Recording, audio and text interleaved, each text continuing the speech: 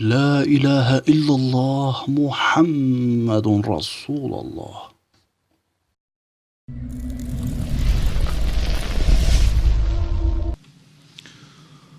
Evet, Marx din halkın afyonudur demişti. Kendi bulunduğu toplumun dini için bu doğruydu. Bulunduğu toplumda ki din gerçekten de afyon görevi görüyordu. Hristiyanlık, kilise, krallarla anlaşmıştı, zalimlere destek oluyordu. Hristiyanlıkta faiz haramdır normalde. Millete cennetten arsalar satıyorlardı. Bu gelen paraları da krallara ve büyük zenginlere faize veriyorlardı. Krallarla beraber oluyorlar, halkı sömürüyorlardı. Fakir fukaranın zulme baş kaldırmasını engelliyorlardı. Ve sabredin, sabredin, size cennet var diyorlardı. Krallarla beraber oluyorlardı. Fakirlerin sömürülmesine yardım ediyorlardı. Marx bunu görünce dedi ki, din halkın afyonudur. Hakikaten de böyle bir din afyondur. Yalan değil. Böyle bir din gerçekten de afyondur.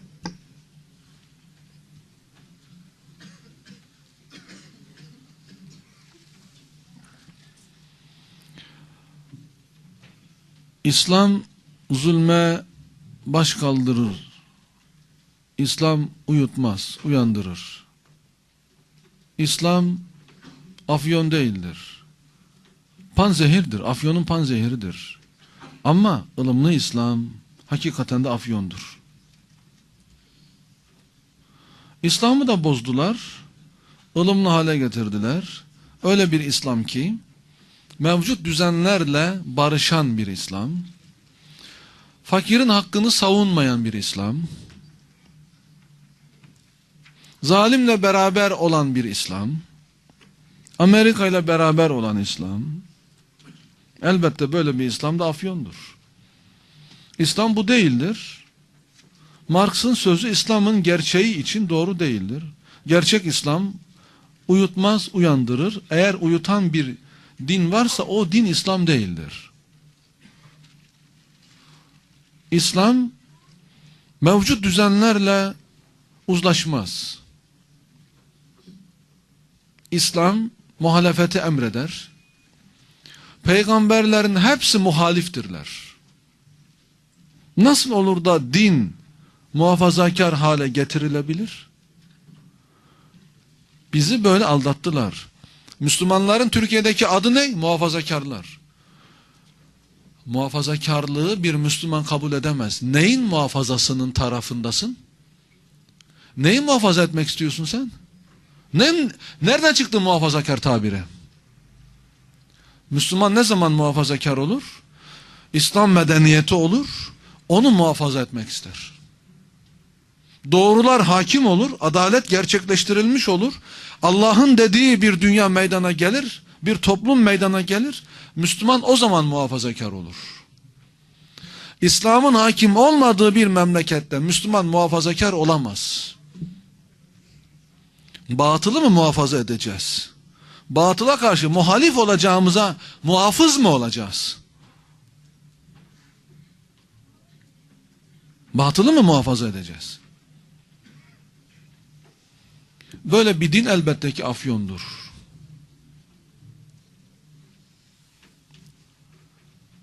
Böyle bir din anlayışı maalesef toplumda yaygın olduğu için, dinin gerçeği muhalefet ruhu olduğu bilinmediği için, din la ilahe illallah diyerek ortaya çıkıyor. Muhalefet ediyor. La diye başlıyor. La ilah. Hiçbir ilah yok. Muhalefet ediyor. Bir sürü ilahlara inanan bir toplumda la ilah diye başlıyor. Muhalefet ediyor. Reddediyor. Uyutmuyor. Uyandırıyor. Ayağa kaldırıyor. Böyle bir dini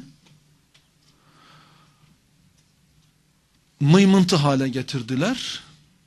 Her şeye sessiz kalan, mevcut düzenlerle uzlaşan, nasılsa camiler açık, başka bir şeye karışmayan, böyle bir din haline getirdiler. Bu birçok düşünen insanı solcu ya da daha doğrusu komünist yaptı. Baktılar ki din zalime bir şey demiyor. Böyle bir din kapitalistlere bir şey demiyor. Adam memleketin kaymağını yiyor. 100 tane aile memleketin %80'ını yiyor. 100 tane aile.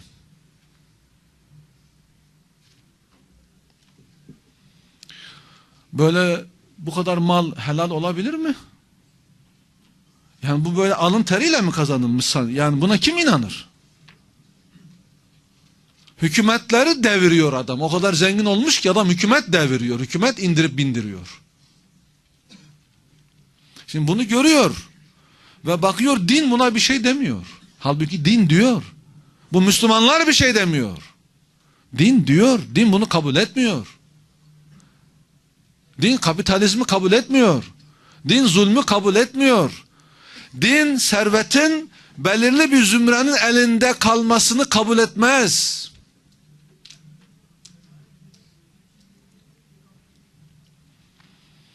Ama adam bakıyor ki hocalar pasifleşmiş, tarikatlar öyle, sessiz, herkes sessiz kalıyor. Ne bilsin dinin aslının ne olduğunu, onu da bilmiyor zaten, araştırmıyor da ve din demek ki böyle bir dinmiş diyor ve dinden soğuyor. İran'da şöyle olmuştu bakın, devrimden evvel. İran'da Komünist Partisi vardı, TUDE. O partiye mensup kızlar, pantol giyen kızlar, Müslümanlar Şah sistemine karşı tavırlarını gösterene kadar komünisttiler.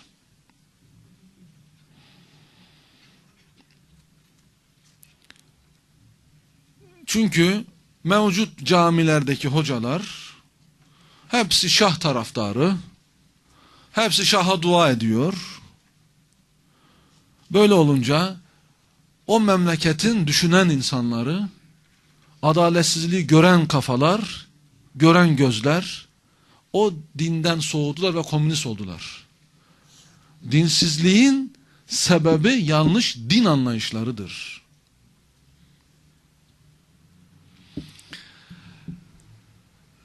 Sonra daha sonraki yıllarda Müslümanlar bazı alimlerin öncülük yapmasıyla sisteme karşı tavırlarını koydular. Zulme karşı koydular. Eylemler yaptılar. O zaman komünistler anladı ki demek İslam bu. Demek eskisi İslam değilmiş. Onlar Şah'ın uşaklığını yapan hocalarmış meğer. Bunu anladılar. Ve o pantol giyen kızlar çarşaf giymeye başladılar. Biz İslam'ı böyle bilmiyorduk dediler. Demek İslam muhalifmiş. Kabul etmiyormuş bu sistemi. Ama bize böyle öğretmediler. Biz o yüzden dinimizi bıraktık. Anamız babamız Müslümandı yoksa. Biz o yüzden dinimizi bıraktık, komünist olduk. Komünizmin zulme karşı olan tek sistem olduğunu zannettik. İslam'ı muhafazakar gördük, ılımlı gördük, şahlarla beraber olduğuna inandık. Çünkü hocalar hep öyle hocalardı maalesef. Ne zaman ki Müslümanlar zulme karşı tavırlarını koydular, böyle alimler ön plana çıktılar, İran'ın komünistleri Müslümanlaştılar. Tabii ki hepsi değil.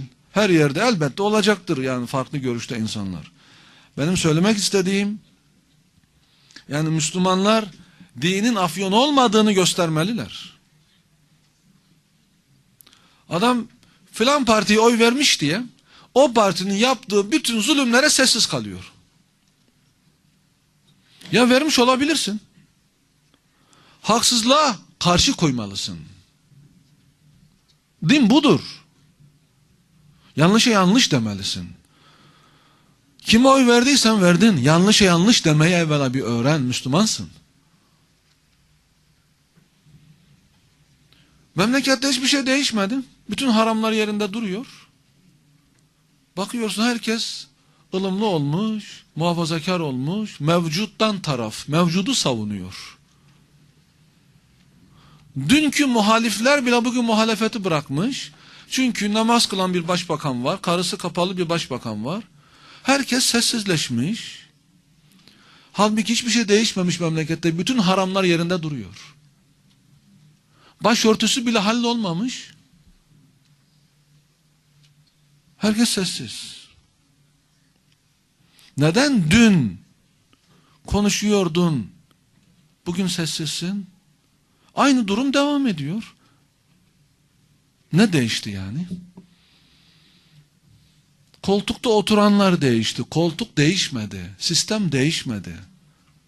Ahmet gitti, Mehmet geldi. Sistem aynen duruyor. Muhalefetin Ahmet'e miydi? Senin muhalefetin sistemi olması lazımdı. Sistem aynen duruyor.